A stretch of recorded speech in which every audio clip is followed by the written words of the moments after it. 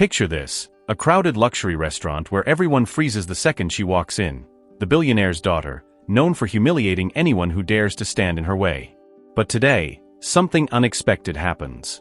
A black waitress, quiet, overlooked and endlessly disrespected, finally decides she's had enough. And what unfolds flips the entire room upside down.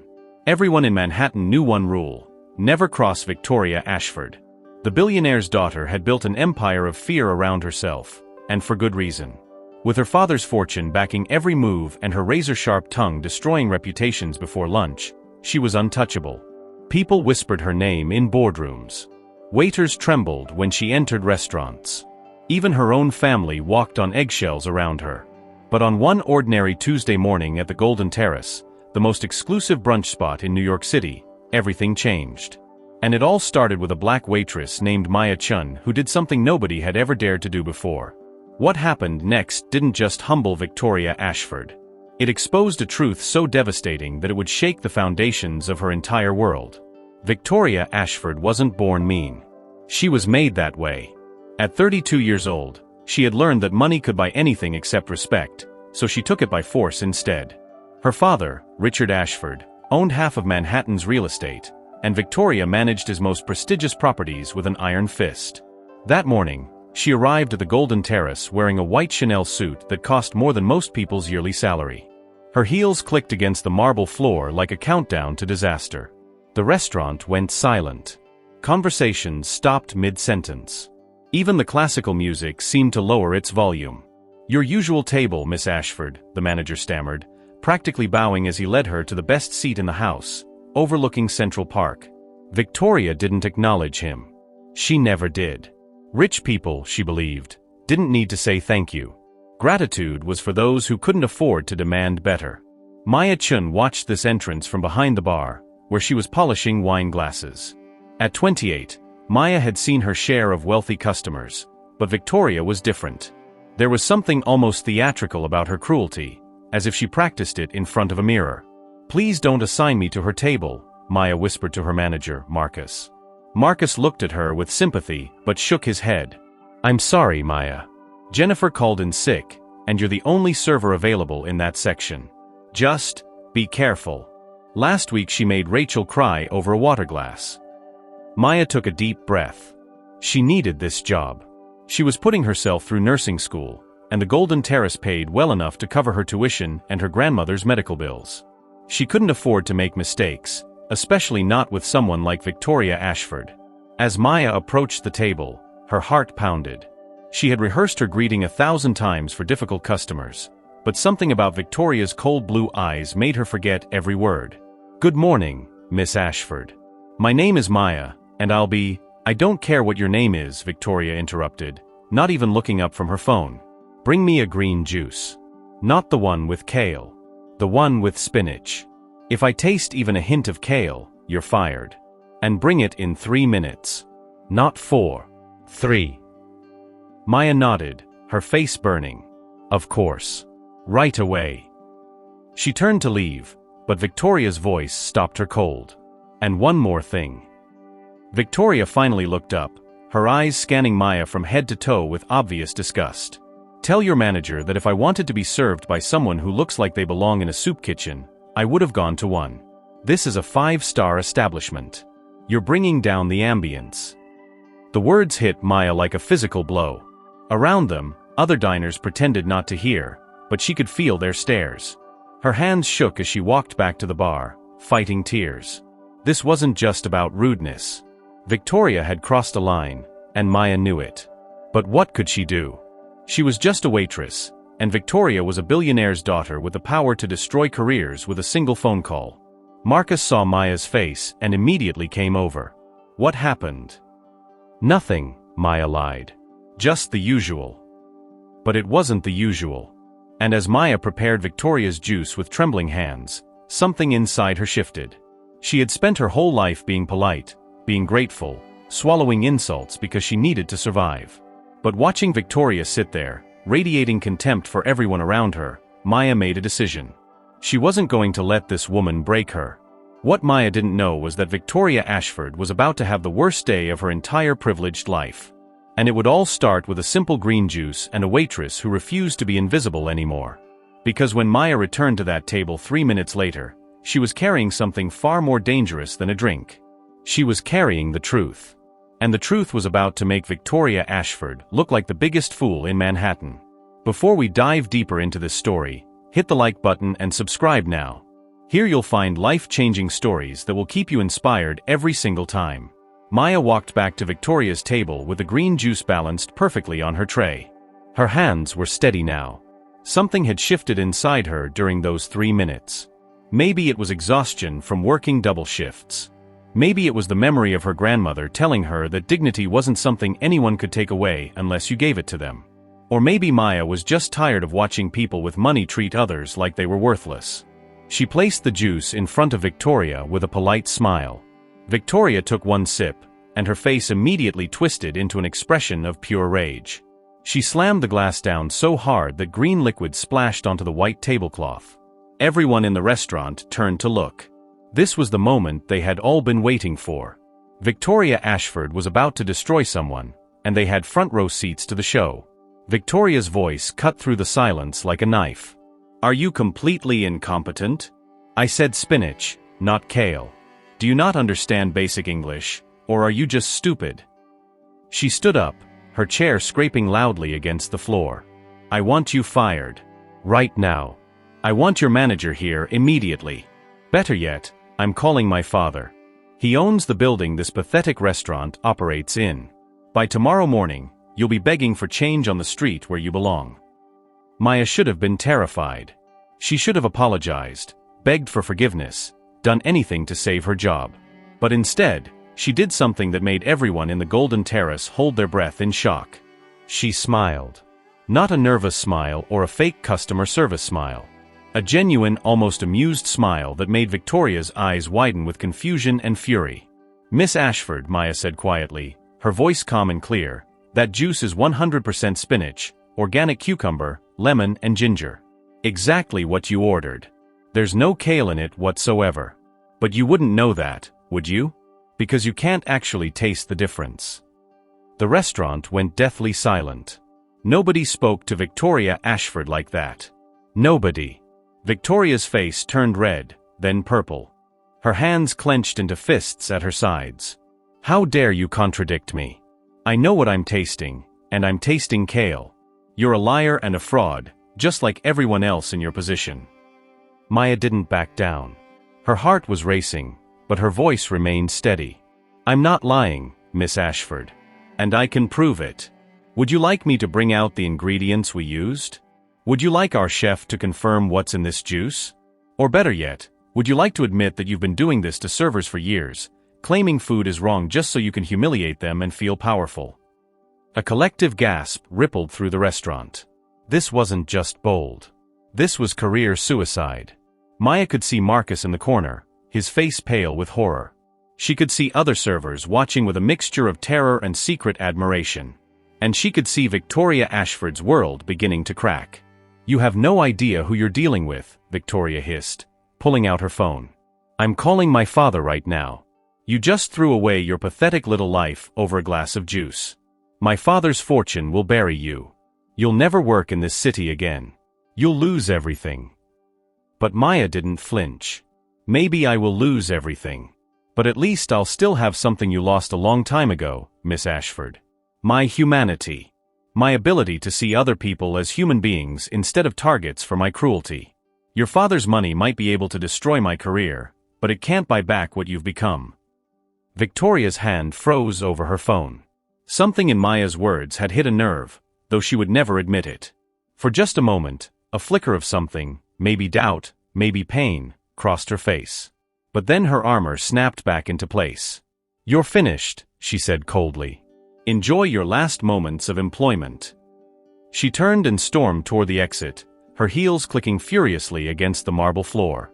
But as she reached the door, something happened that nobody expected.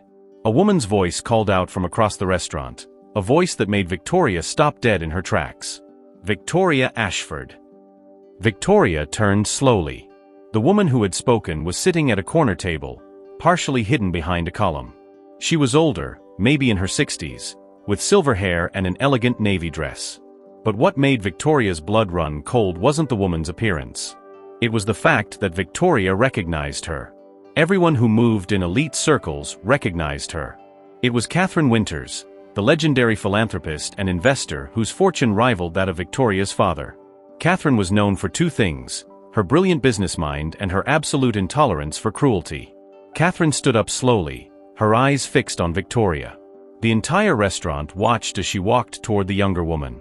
Her presence commanded respect in a way Victoria's fear tactics never could.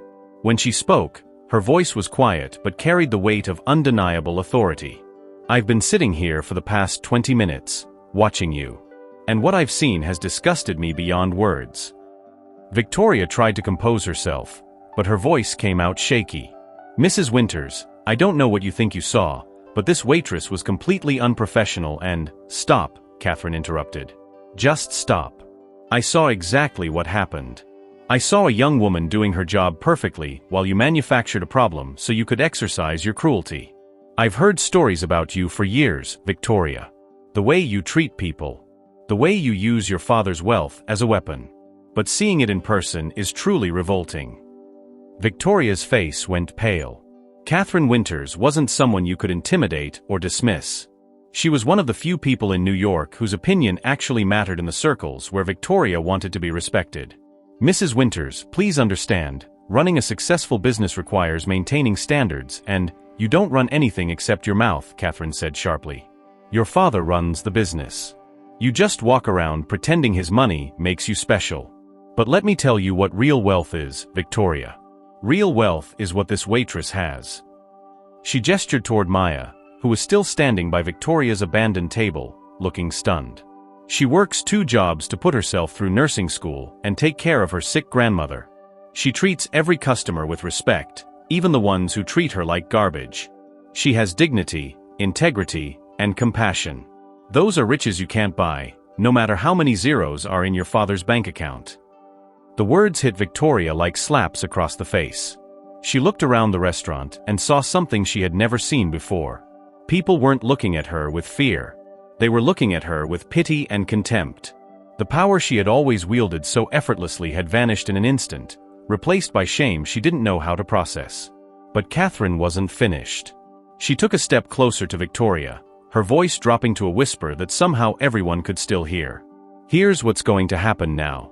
You're going to apologize to Maya. A real apology.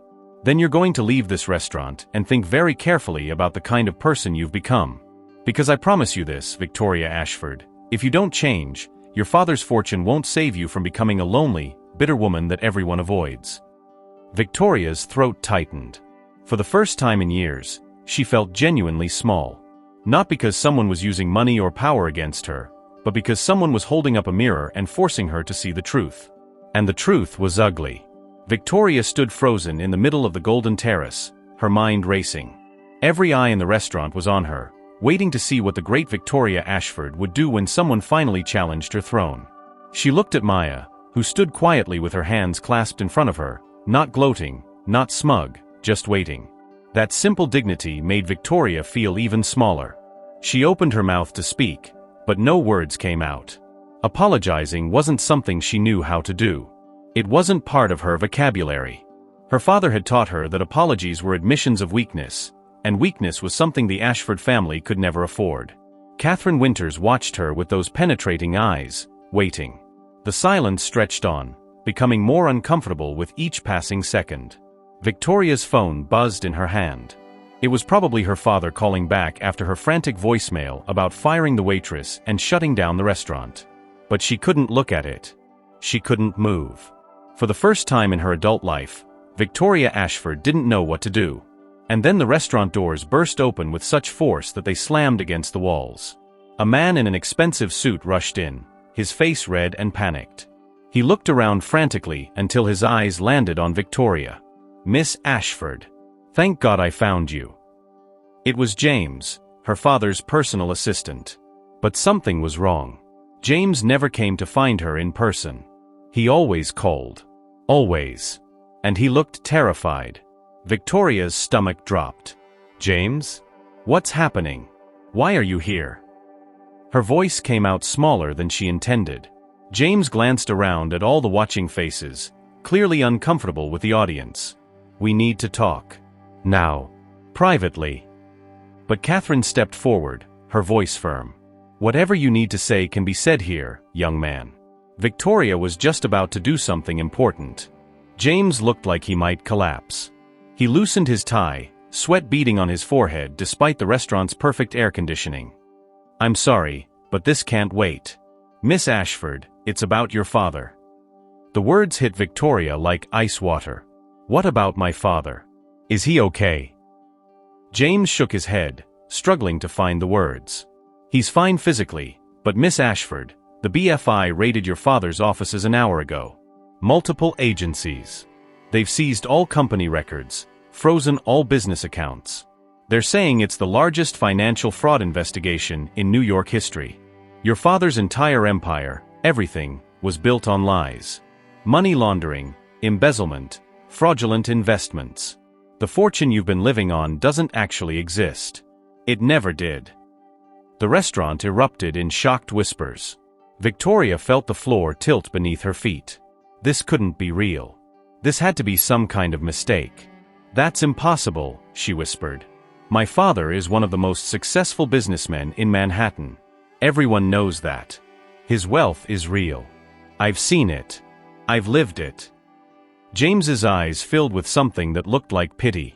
That's what he wanted everyone to believe, including you. But it was all fake. Fake holdings, fake assets, fake success.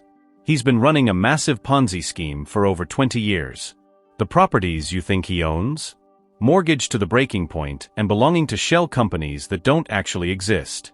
The money in the accounts? Most of it stolen from investors who trusted him. Miss Ashford, as of right now, you have nothing. No properties, no trust fund, no inheritance. Your credit cards will stop working within hours. Your apartment? Not yours. Your car? Being repossessed. Everything is gone." Victoria's legs gave out. She grabbed onto a nearby chair to keep from falling. This couldn't be happening. Not to her. Not to the Ashford family. They were untouchable. They were powerful. They were rich. Except they weren't. They never had been. Her entire life had been a lie built on stolen money and fake success. Every ounce of superiority she had felt, every time she had looked down on people like Maya for being poor, had been based on an illusion. She wasn't a billionaire's daughter. She was the daughter of a criminal who had spent decades stealing from people who had worked hard for their money.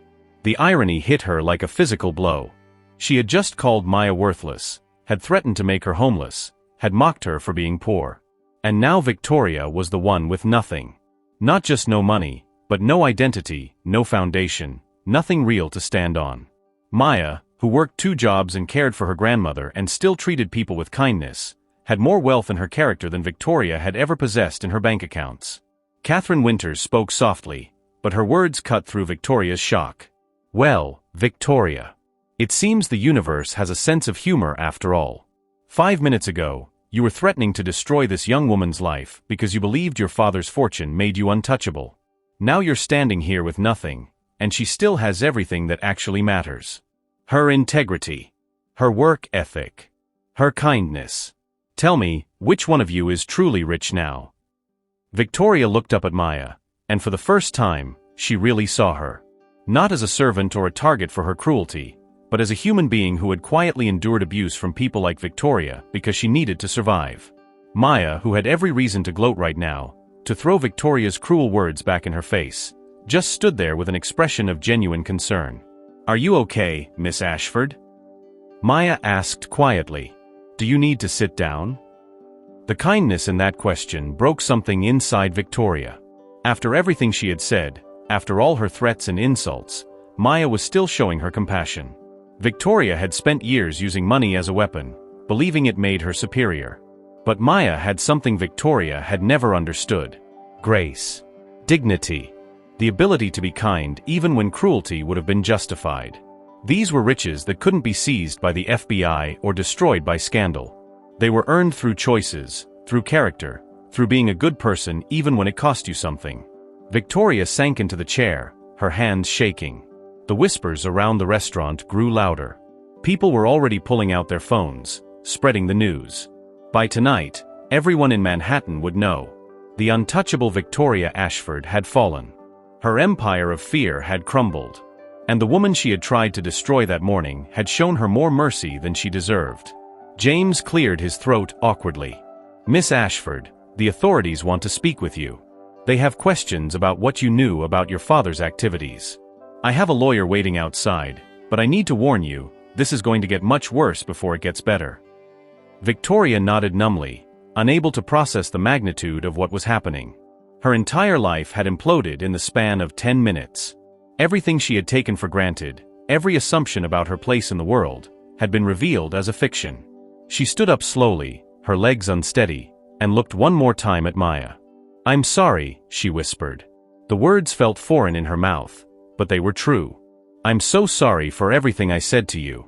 You didn't deserve any of it. Nobody ever did." Maya nodded, accepting the apology with quiet grace. And as Victoria walked toward the door with James, following him toward a future of federal investigations and public disgrace, she realized something terrifying. For the first time in her life, she was about to discover what it meant to be truly poor. Not just financially, but in every way that mattered. And the only person who had shown her any kindness on this devastating morning was the waitress she had tried to humiliate. The question that would haunt Victoria in the difficult months ahead was this: when you lose everything, including the illusion of who you thought you were, what's left? And more importantly, was it possible to build something real from the ruins of a fake life? 3 months had passed since that morning at the Golden Terrace, and Victoria Ashford's fall from grace had been even more spectacular than anyone could have imagined. The media had feasted on the story like vultures. Headlines screamed about the Ashford fraud from every newspaper and website in the country. Her father was awaiting trial, facing charges that would likely put him in prison for the rest of his life.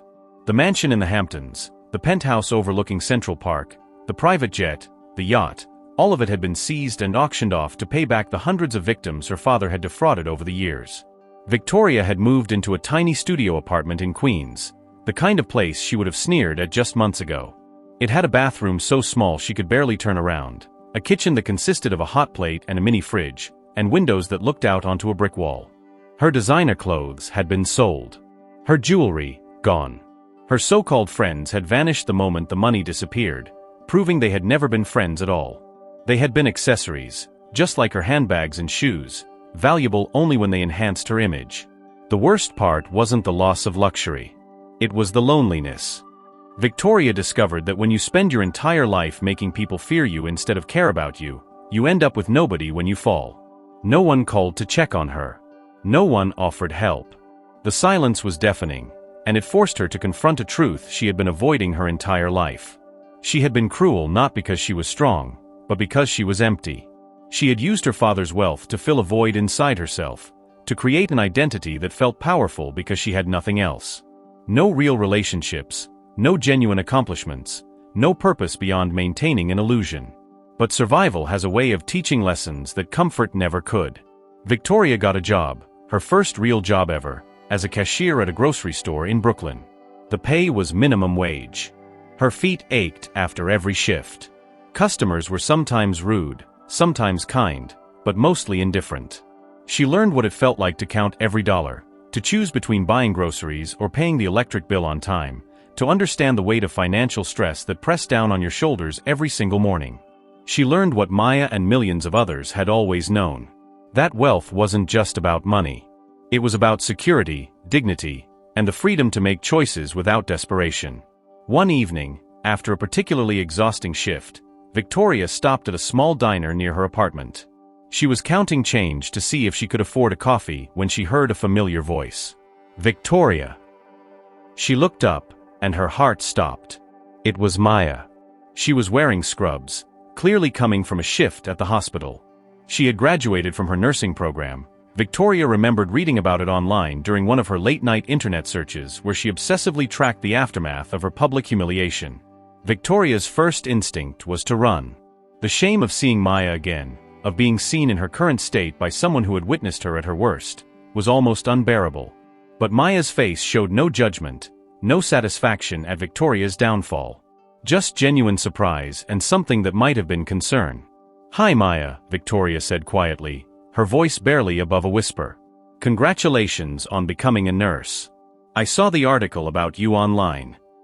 Maya slid into the booth across from her without being invited, the same natural kindness that Victoria remembered from that terrible morning. "Thank you. It's been a dream come true." She paused, studying Victoria's face. "How are you doing? I mean really doing?" The question, asked with such genuine care, nearly broke Victoria. When was the last time someone had asked how she was and actually wanted to know the answer? "I'm surviving," Victoria said, fighting back tears. "Learning what that actually means for the first time in my life. Learning what it's like to be on the other side of the contempt I used to show people like you." She looked down at her hands, rough now from work, the manicured nails long gone. "Maya, I know I apologized that day, but I need you to know how deeply sorry I am. Not just for what I said to you, but for who I was. You didn't deserve any of that cruelty. Nobody did."